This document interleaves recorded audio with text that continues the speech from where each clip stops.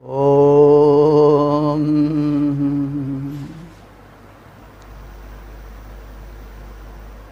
वेद प्रेमियों, सुधी श्रोताओं,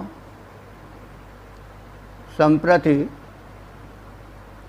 ऋग्वेद के प्रथम मंडल के 7वें सूक्त के 6ठें मंत्र की व्याख्या होने जा रही है। मंत्र इस प्रकार है। स नो वृषन्नमुं चरुं सत्रादावन अपावृधि असमभ्यं प्रतिष्कृतः।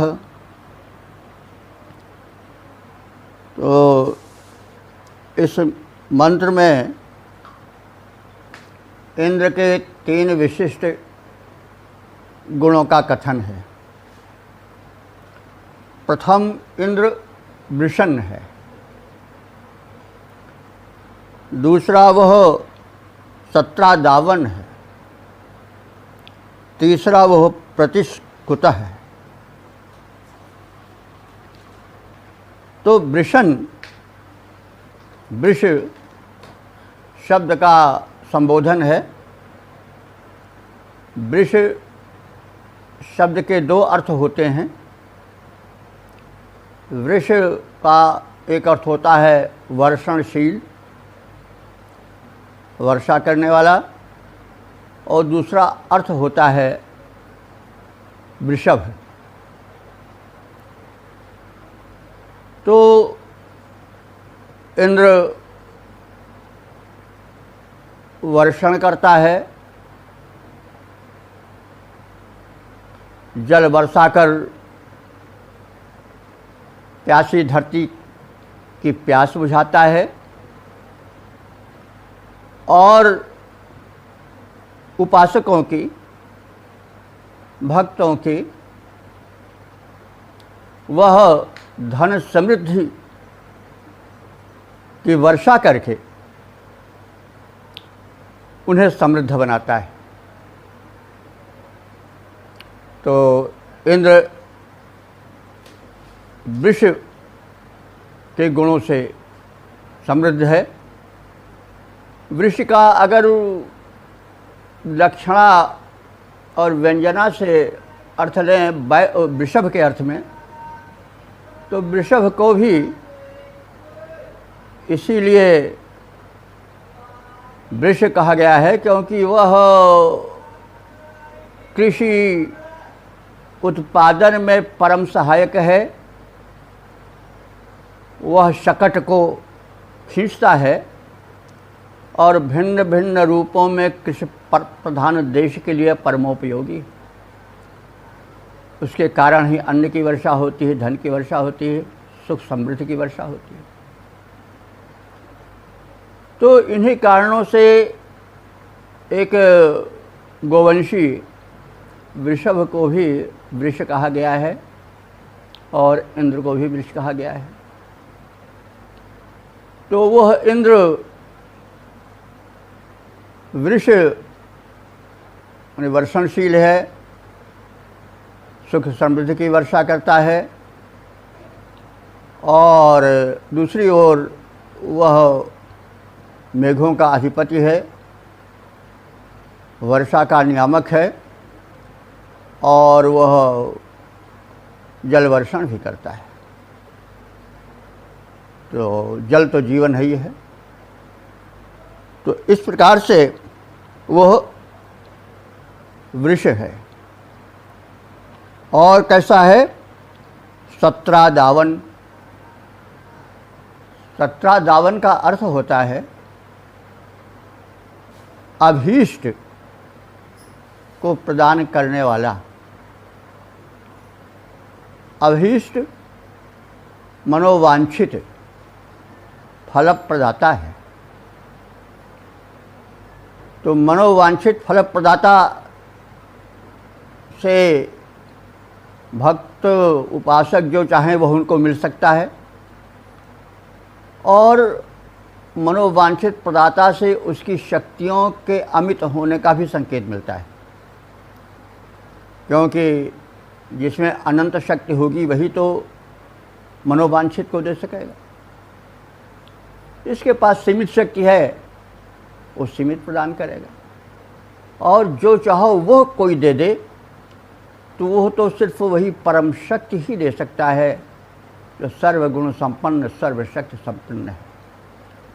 तो जैसा निवेदन किया जा चुका है और आप सब लोग अवधारणा कर ही चुके होंगे, जानते भी होंगे कि इंद्र जो है वो वैदिक युग का सर्वोत्तम देवता था, परब्रह्म परमेश्वर था, और उसी दृष्टि से उसकी उपासना की गई है। उसमें कहीं कुछ कमी नहीं है। वह परम उदार है, परम शक्ति संपन्न है, जो सद्गुणी है, सज्जन हैं, साधु हैं, उपासक हैं, उनके ऊपर परम दयालु रहने वाला है। और उसका तीसरा विशेषण जो यहाँ प्रयोग किया गया है वो अप्रतिष्कुतः है। अप्रतिष्कुतः का अर्थ होता है कि अपराजेय। समर्थ व्यक्ति माने समृद्धशाली व्यक्ति अगर कहीं पराजित हो जाएगा तो फिर उसके मार्ग में जो विरोधी शक्तियां हैं वो बाधा डालेंगी, उसे वैसा करने नहीं देंगी। इसलिए उसका अपराजेय होना, अप्रतिष्कृत होना भी बड़ा आवश्यक है। तो इंद्र में यह अप्रतिष्कृत भी है, यानी अपराजयत्व भी है। वो किसी भी दुष्ट शक्ति से पराजित होने वाला नहीं है। तो ऐसे इंद्र के गुण कथन के पश्चात अब उससे जगत हितार्थ, आत्महितार्थ कुछ याचना की जा रही है। वह याचना क्या है कि अमुम चरुम, इस अमुम माने इसको, और चरुम माने चरु को। तो चरु माने यहाँ पर अर्थ है मेघमंडल, मेघ, बादल। ज़्यादातर लोग चरु जानते हैं पके हुए हव्यान्न को, प्रगटे अग्नि चरु कर लीन है, जैसे मानस में है, ज़्यादातर प्रचलित है। लेकिन चरु का अर्थ मेघ भी होता है, बादल भी होता है। चरतीति चरु, जो विचरण करे, चलता रहे, वह बादल है। तो बादल आकाश में विचरण करता है, चलता रहता है, इसलिए इस गुण के कारण उसको चरु कहा गया है। तो चरु शब्द यहाँ पर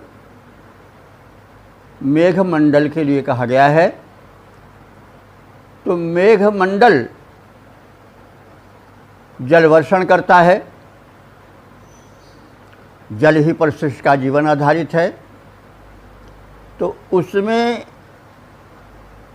उन वर्षण के स्वरूप जो होने वाली बाधाएं हैं उनको अपावृद्धि हटाओ। हे देव, हे समर्थ देव, हे अपराजय देव, हे मनोवांछित पूरक देव, हे वर्षणशील देव इंद्र, तुम मेघों के वर्षण जन्य अवरोध को हटाओ। वर्षण से भी अवरोध होता है, पानी न बरसे तो हाहाकार मच जाएगा, उत्पादन रुक जाएगा, धरती प्यासी रह जाएगी।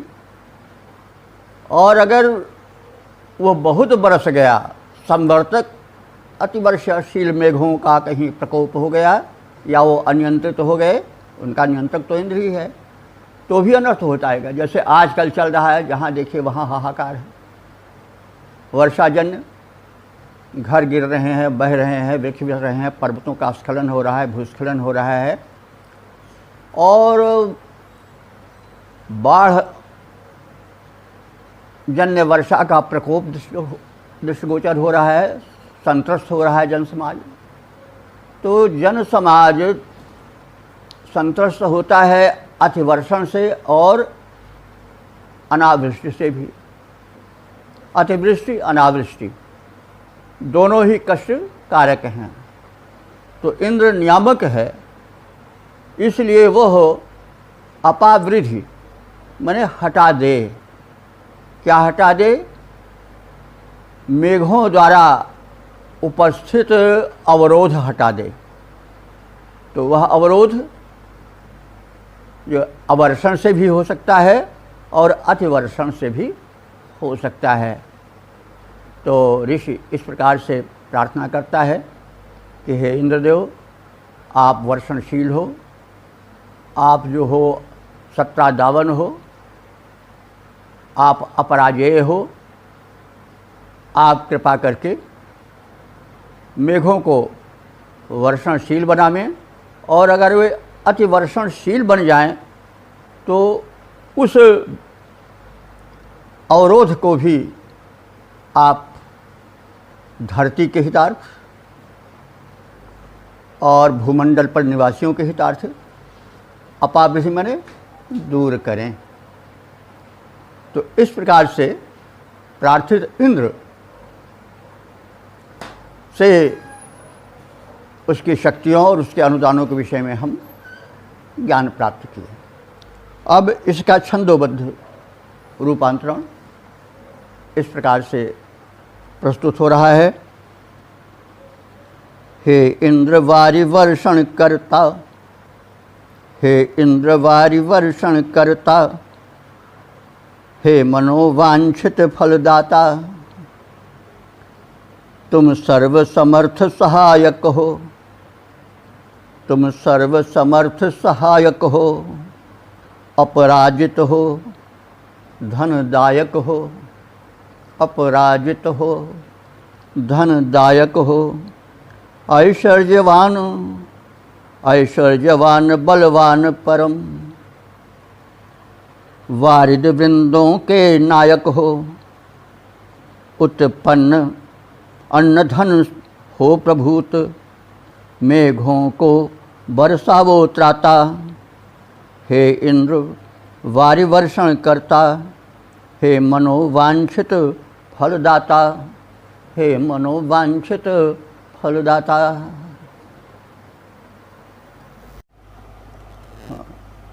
वेद प्रेमियों, सुधी सज्जनों, संप्रति ऋग्वेद के प्रथम मंडल के 7वें सूक्त का 7वां मंत्र व्याख्या हेतु प्रस्तुत है। मंत्र इस प्रकार से है। ओम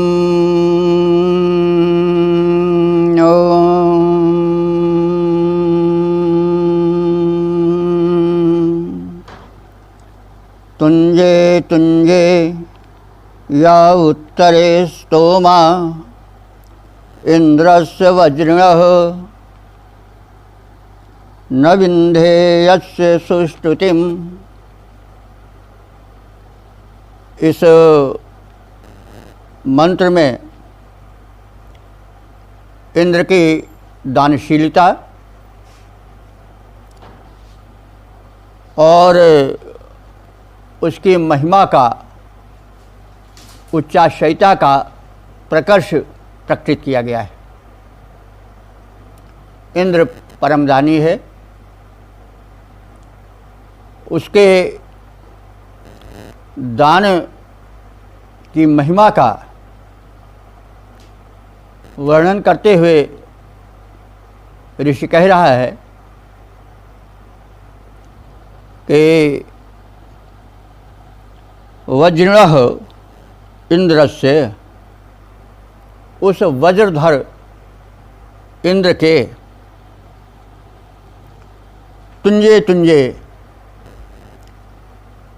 प्रत्येक अनुदान में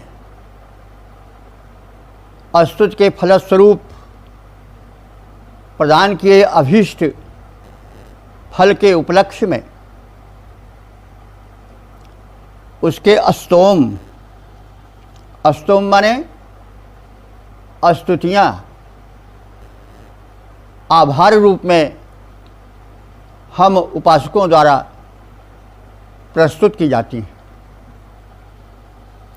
और उसके दान की परंपरा में उत्तरोत्तर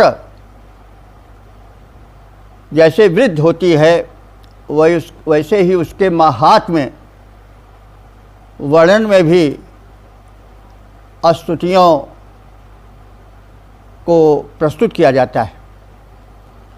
लेकिन वह इतना महान है, इतना अनंत है कि स्तुतियाँ छोटी पड़ जाती हैं और तमाम उसके गुण अवशिष्ट पड़े रह जाते हैं और उन स्तुतियों के गुणों के गायन के संदर्भ में उन स्तुतियों के मध्य हम देखते हैं कि अभी बहुत कुछ कहना बाकी है। उसकी महिमा इतनी विस्तृत है।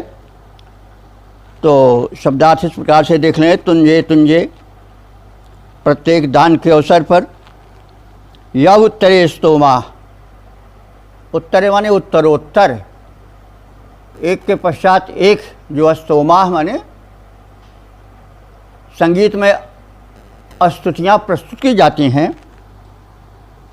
वे वज्रः इंद्र से, वज्रधारी इंद्र के महात्म्य के उत्कर्ष को प्रदर्शित करती हैं। किंतु न विद में, मैं नहीं जान पाता हूँ। क्या नहीं जान पाता हूँ? अस्य सुश्रुतिम, उसकी श्रेष्ठता और कितनी अधिक है, वो और कितना अधिक महान है, कितना अधिक ऊंचा है, इसका पार, इसका पूर्ण ज्ञान तब भी नहीं हो पाता है। तो जो अनंत है उसको शांत बुद्धि मानव की कैसे पार पा सकती है? जा ही अनादि अनंत अखंड अछेद अभेद सुभेद बतावें। तो मानव तो सीमित बुद्धि वाला है, तो वह असीमित शक्ति का यहाँ प्रसंगानुकूल इंद्र के सुश्रुतिम माने उत्कर्ष, अच्छाइयों, गुणों का पार कैसे पा सकता है? तो ऋत्विज कहता है कि बार बार इंद्र प्रार्थित होकर अपने अनुदान की वृष्टि करता है। आभार प्रदर्शन के हेतु हम उसके स्तुति का गायन करते हैं। उत्तरोत्तर यह क्रम चलता रहता है, उसके गुणों का गायन होता रहता है। फिर भी वह इतना महान है, इतना उच्चाशय है, इतना शक्तिमान है, इतना गुणवान है कि स्तुतियाँ छोटी पड़ जाती हैं और उसके महिमा के शिखर तक हम नहीं पहुंच पाते हैं। नए नए वैशिष्ट अभी बाकी रह जाते हैं। तो यही वैशिष्ट का चरमोत्कर्ष है कि जितना ही आगे बढ़ा जाए उतना ही वह और ऊंचा दिखाई पड़े। इस संदर्भ में महात्मा तुलसीदास जी ने कहा है, सब एक ही हैं, तुलसीदास जी के दृष्टि में राम उसी रूप में देखे गए हैं। तो कहा गया है कि तुम ही आदि खग गरुण पर्यंता, तुम ही आदि खग मशक पर्यंता, और गगन उड़ा ही लहा ही नहीं अंता। जैसे हे गरुण, तुम बहुत ऊंची उड़ान भरने वाले हो, तो तुम और मशक जो बहुत छोटा है वो भी आकाश में उड़ता है, लेकिन आकाश की ऊंचाई को कोई छू नहीं पाता है, पार नहीं पाता है। तो वही भाव है कि इंद्र इतना महान है, उसकी इतनी महिमा है, उसका इतना गुण है, उसका इतना गौरव है कि हम उपासकों के गायन स्तुतियाँ छोटी पड़ जाती हैं, बार बार उसके गुणों का गायन करते हैं, फिर भी उसके गुण कहने को शेष ही रह जाते हैं। तो इस प्रकार से इंद्र की महिमा का उत्कर्ष इस मंत्र में वर्णित है। इसका छंदोबद्ध रूपांतरण भी देखा जा सकता है। वह इंद्र रूप परमेश्वर है, वह इंद्र रूप परमेश्वर है, इतना दाने इतना महान, अनवरत दान देता रहता, हम सबको वह ऐश्वर्यवान। प्रत्येक दान को लक्षित कर होता इसका स्तोत्र गान, होता इसका स्तोत्र गान, हो पाता उसकी महिमा का है, किंतु नहीं वास्तविक ज्ञान। मैं नहीं जान पाया कोई भी नहीं और उसके समान, मैं नहीं जान पाया कोई भी और कहीं उसके समान। वह इंद्र रूप परमेश्वर है, इतना दानी इतना महान, इतना दानी इतना महान हो। हाँ सज्जनों, अब ऋग्वेद के प्रथम मंडल के 7वें सूक्त के 8वें मंत्र की व्याख्या प्रस्तुत की जा रही है।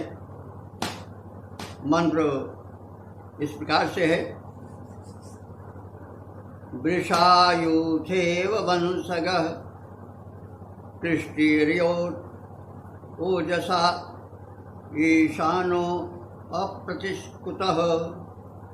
ओम वृषायुथेव वंशगः कृष्टिर्योत् ओजसा ईशानो अप्रतिष्कुतः। तो इस मंत्र में भी इंद्र को वृषा कह के संबोधित किया गया है और उसका वैशिष्ट्य बताया गया है, उसकी शक्ति का प्रतिपादन किया गया है। तो वृषा का यहाँ यद्यपि अर्थ वर्षणशील भी होता है, साथ में वो भी अर्थ रहेगा, लेकिन वृषा वृषभ के रूपक और प्रतीक रूप में यहाँ विशिष्ट रूप से कार्य कर रहा है ये शब्द। तो वृषा वह वृषभ वर्षणशील इंद्र कैसा है, वो कैसे आराधक उपासकों के मध्य में अप्रतिहत रूप से बिना रुके पहुंच जाता है और कैसे उनके जीवन सकट को संवाहित करता है, जीवन रथ को चलाता है कृपा पूर्वक, और वह अपराजेय है और ईशान माने सर्व का स्वामी है। इन सब भावों को लेकर के मंत्र की प्रस्तुति की। तो वृषायुथेव वंशगः शब्द है, वंशगः इंद्र का विशेषण है। और प्रतीक रूप में कथन है कि जैसे वृषभ यूथ गायों के यूथ में समूह में वंशगह बने बड़ी आसानी से बेरोक टोक चला जाता है, वैसे इंद्र भी भक्तों के मध्य में बिना किसी संकोच के, बिना किसी रुकावट के चला जाता है, क्योंकि वह अप्रतिष्ठित है। उसे ऐसा करने से कोई रोक नहीं सकता है। और ईशान है। ईशान का अर्थ होता है स्वामी, वो सबका स्वामी भी है। बाद में ईशान विशेषण शिव जी के साथ जोड़ दिया गया पुराणों में, लेकिन वेद में ईशान शब्द इंद्र के पर्याय रूप में आया है। तो इंद्र के लिए विशेषण जो प्रयुक्त हुए हैं वे ईशान हैं और अप्रतिष्ठित है। अप्रतिष्ठित यानी अपराजेय और सर्वस्वामी इंद्र है। वह अपने भक्तों से परम प्रेम करता है और उपासकों के मध्य वैसे ही निसंकोच चला जाता है जैसे गायों के समूह में वृषभ निसंकोच भाव से पहुंच जाता है। तो दृष्टि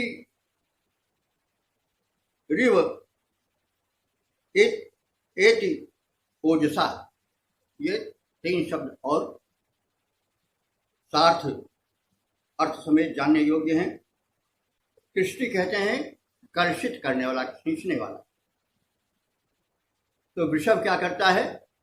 गाड़ी को खींचता है, रथ को खींचता है, हल भी खींचता है। तो वो लक्षणा रूप में भक्तों के, उपासकों के जीवन रथ को सकुशल चलाता है, खींचता है। पर हूँ सदा तिनके रखवारी, भगवान भी कहते हैं कि मैं अपने भक्तों की रक्षा करता हूँ, उनके जीवन को चलाता हूँ। तो वही वेद में भी भाव है कि वह कृष्टि है। कृष्टि माने कर्षण करने वाला, खींचने वाला है। क्या? जीवन रथ को, जीवन की गाड़ी को, जीवन के शकट को। ये कृष्ण शब्द इसी से बना है। कृष्ण भी ऐसे ही बना है, कृष्ण से बना है वो भी। तो कर्षति पापान यदि कृष्ण, अथवा कर्षति भक्तानां जीवन शकटम यदि कृष्ण। वैसे इंद्र भी कृष्टि है, कर्षण करने वाला है, खींचने वाला है। क्या? भक्तों के जीवन शकट को। वे कितना महत्व है। तो वो भक्तों की, क्या बताया गया? भक्तों के समूह में बेरोक टोक वैसे जाता है जैसे गायों के समूह में वृषभ चला जाता है। और बस चला जाकर के वहीं रुक नहीं जाता है, वह अन्य व्यापार भी करता है। भक्तों का प्रसंग लें तो भक्तों के जीवन रथ को भी वो खींचता है, संकोच नहीं करता है।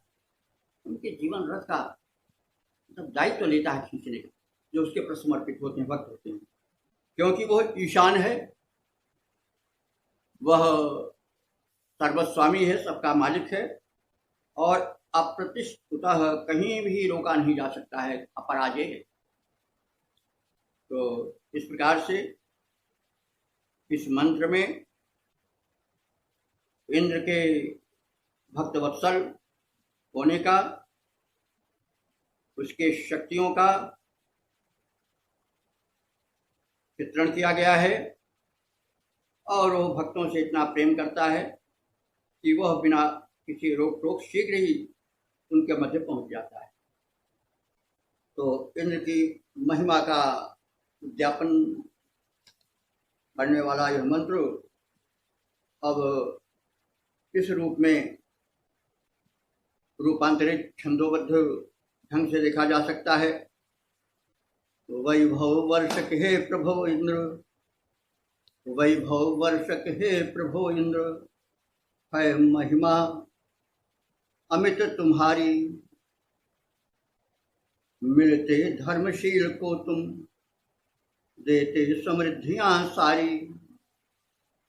बल से बलि वृषभ ज्यों गायों के समूह को पाता। वंश वृद्धि के साथ साथ शीर फल शकटादि चलाता। वृद्धि करो वृद्धि करो जीवन रथ खींचो। मंजिल मिले हमारी मंजिल मिले हमारी। वैभव वर्षक हे प्रभु इंद्र। है महिमा अमित तुम्हारी है महिमा अमित तुम्हारी।